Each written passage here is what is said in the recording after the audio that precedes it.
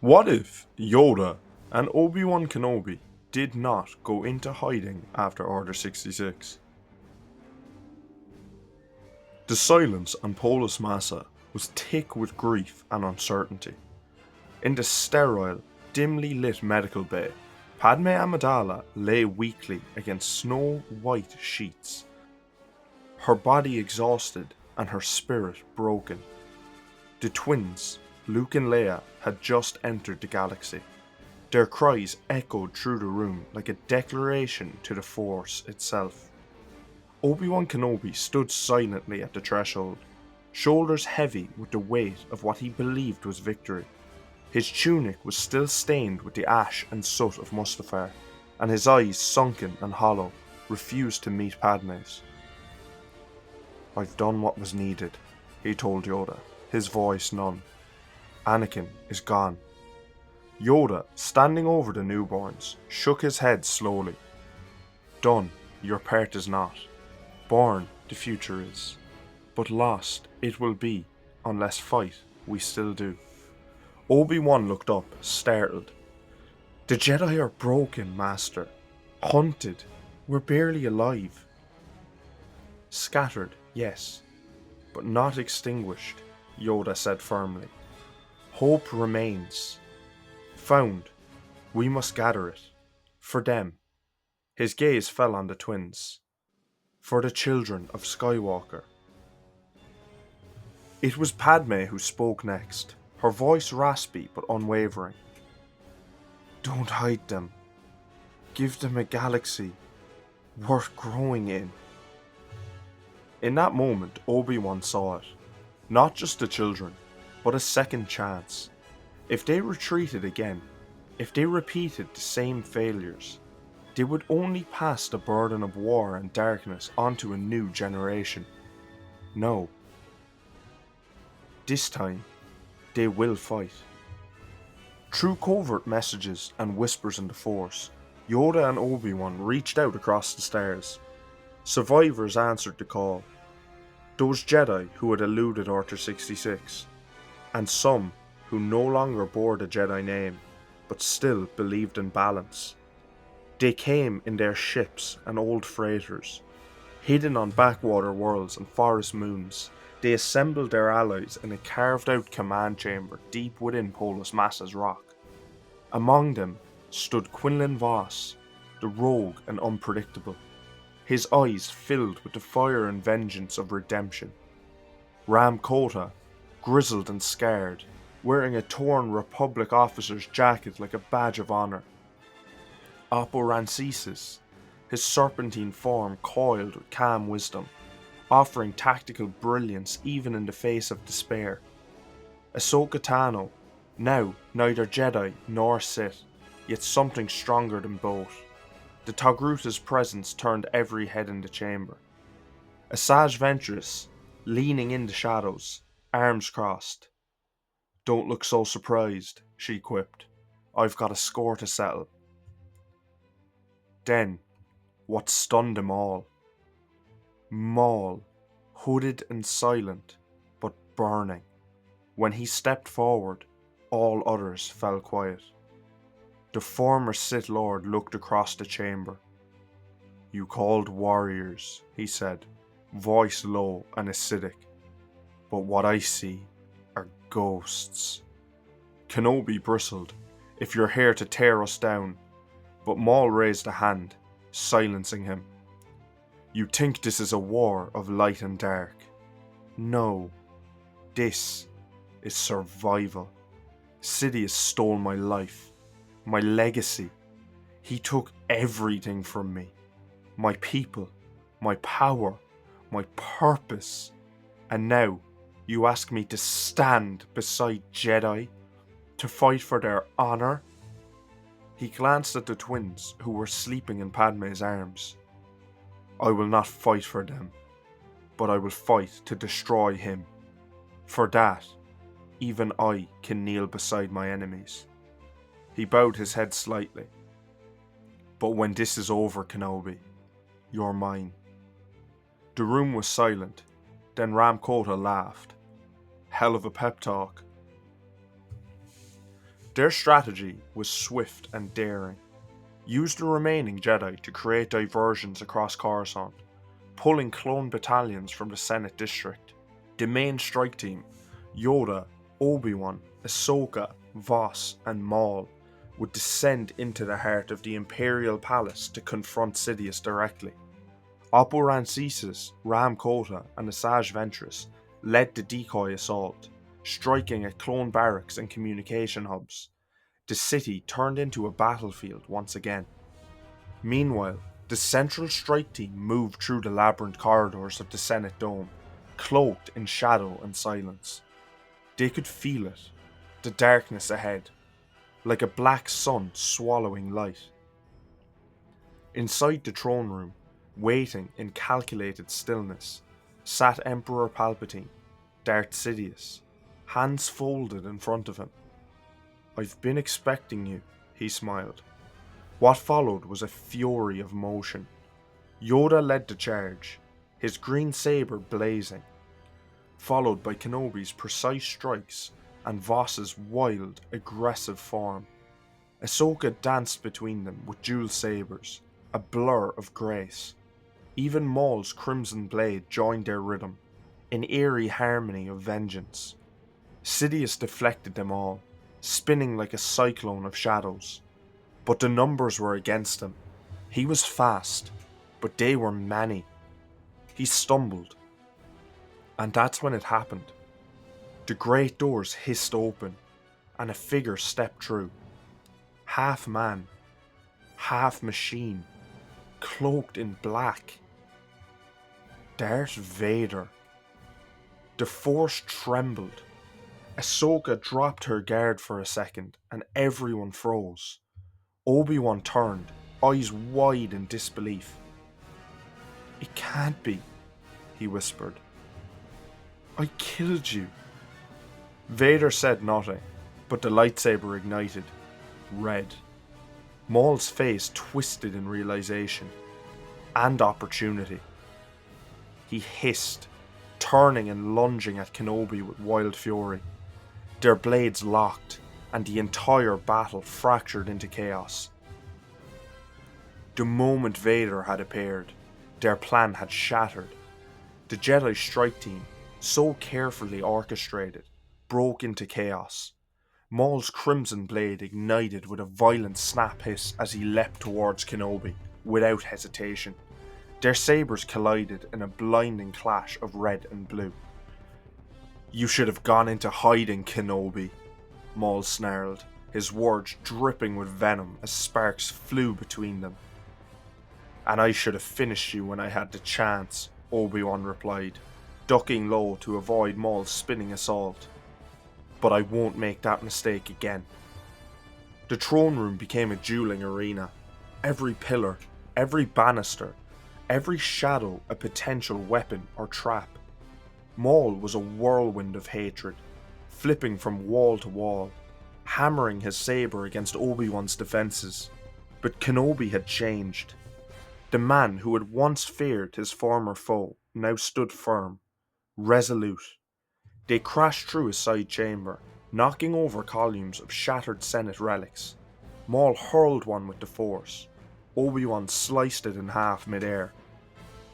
Maul laughed as their blades locked. "You feel it too, don't you?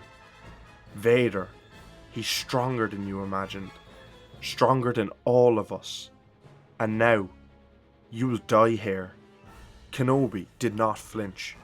He swept low and struck Maul's leg, sending the Zabrak staggering.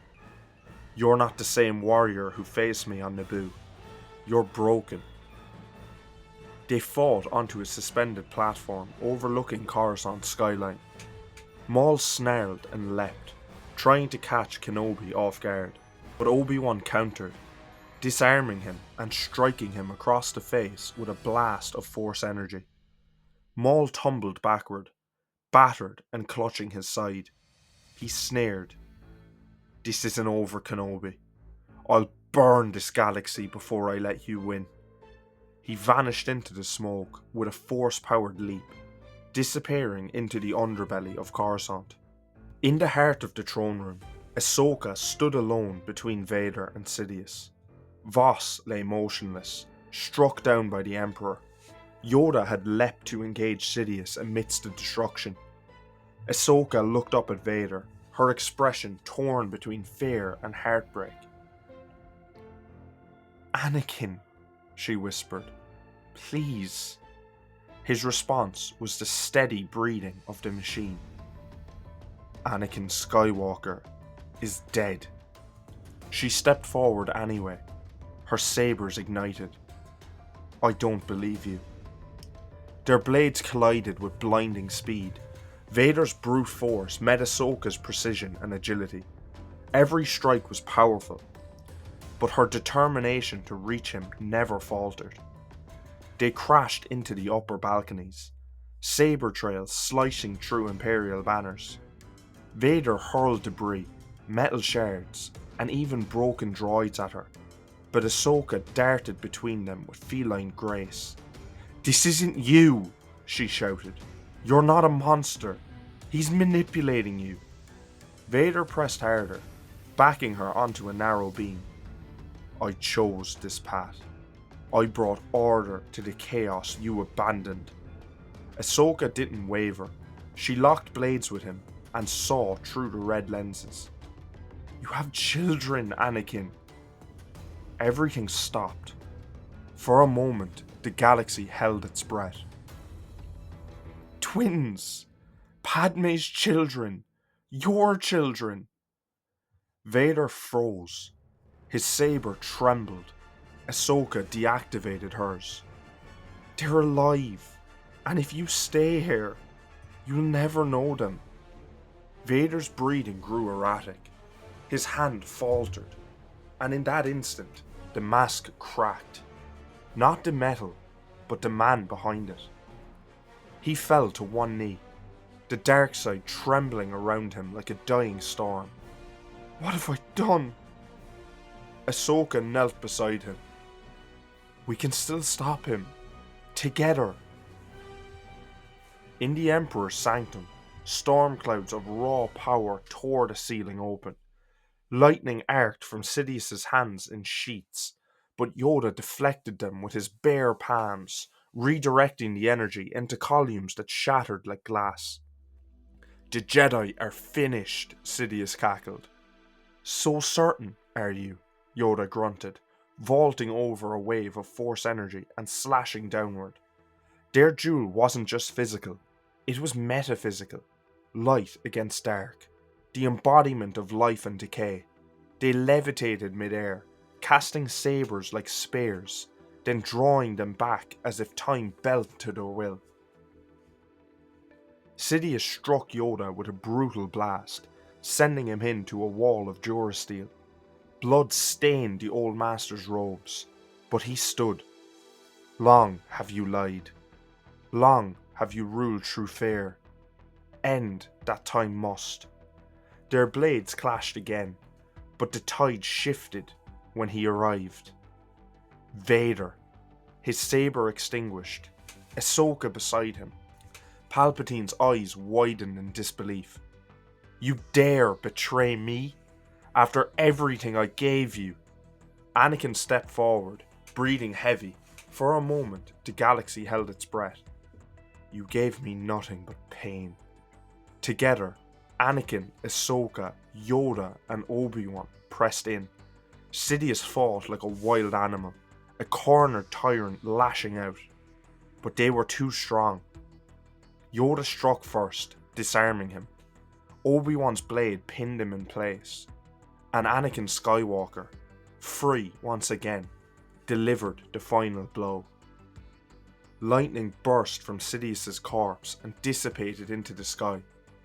It was over. The galaxy was quiet for the first time in what felt like a lifetime. There was no roar of war, no crackling of sabers, no screams echoing through the Force. The throne room of the Emperor lay in ruins. Smoke curled from shattered columns. Wind howled through the broken dome overhead, carrying the first rays of sunlight into a place once ruled by darkness. Anakin Skywalker, no longer Vader, not fully, stood amid the debris. His breathing was still mechanical, the mask cracked and broken from Ahsoka's strikes and his own fury. One side of his face was exposed, revealing the scarred, haunted man beneath the armour. In his arms he held them, the children, Luke and Leia, swaddled in blankets, unaware of the war that had raged around him. Obi-Wan watched him in silence, his face unreadable.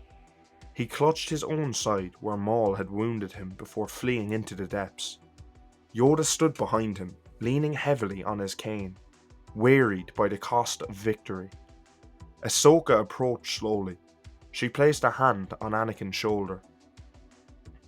"It's over," she said softly. "You have a chance to make something better." Anakin looked up at her, his eyes bloodshot, but clearer than they had been in years. "I've done too much. Killed too many. I don't deserve peace." Yoda stepped forward, his gaze steady. Deserve? Rarely do we what we receive. But choice, that is still yours. Future, still unwritten. Anakin lowered his gaze to his children. His voice cracked. "I won't raise them in the shadow of what I've done. But I won't let them grow up under the scrutiny of the Jedi or the new Senate either. They're not symbols. They're my children." He turned to Kenobi and Yoda, his tone resolute. "I'm leaving. I'll raise them in exile, alone if I have to. And if either of you try to stop me," Ahsoka raised a hand, "you won't be alone." The Jedi Masters looked at her, startled. Someone needs to help him find balance. Someone who's walked a path outside the Jedi. Someone who can help Luke and Leia grow up with a future neither Jedi nor Sith could ever offer. Obi-Wan's brow furrowed. "Ahsoka, you trust him that much?" She looked at Anakin and then at the children. "I trust that the Anakin Skywalker I knew is still in there. I saw him come back, and I won't let him fall again. I promise you that." Yoda was silent for a long moment. Then slowly, he nodded. "Much darkness lies ahead. But in you, hope, I sense." Kenobi, though still conflicted, finally stepped forward. He placed a hand on Anakin's arm. "Then go, and may the Force be with you." With no fanfare and no witnesses, Anakin Skywalker vanished from galactic affairs. No longer a Sith, no longer a Jedi, just a father and a fallen warrior seeking redemption. He took his children as close to the unknown regions, away from politics, from vengeance, from war. Ahsoka went with him, not as his apprentice, not as his student, as his equal, a guide, a protector, a guardian of balance. Back on Coruscant, the remaining Jedi gathered what was left of the old order. Quinlan Vos was given a place of honour in the memorial halls, alongside Ram Kota and Oppo Rancisis, whose sacrifice led to the death of the Emperor. The Jedi Temple was not rebuilt, but a new enclave rose in its shadow, one where mistakes of the past world would not be repeated. Obi-Wan became a teacher, not of dogma, but of humility, wisdom, and restraint. He taught the children of the survivors, including new Force-sensitive youths found scattered through the galaxy. Yoda remained behind the scenes, guiding quietly, ensuring the darkness never rose again. But even he knew something had changed forever. Meanwhile, Maul crawled from the ruins. Not dead. Not yet. He returned to the criminal underworld, determined to rebuild. His empire would rise again. Not as Sith, as Maul, the master of his own fate. Years later, on a distant, peaceful world, a young boy sat cross-legged beneath a tree. levitating small stones with the Force. A girl, not much older, leapt down beside him with a playful grin. "Race you back to the homestead, slowpoke." Luke and Leia Skywalker ran across the golden grasslands of a forgotten world, watching from a distance. Anakin stood in silence. Ahsoka joined him, smiling. "They're strong," she said, "just like their father." Anakin looked to the horizon. "Let's hope they're wiser." The wind carried the echoes of the past, but it no longer ruled them. The future, at last, belonged to the light.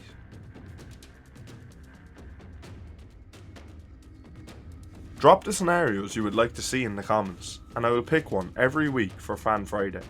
I hope you enjoyed this video. See you in the next one.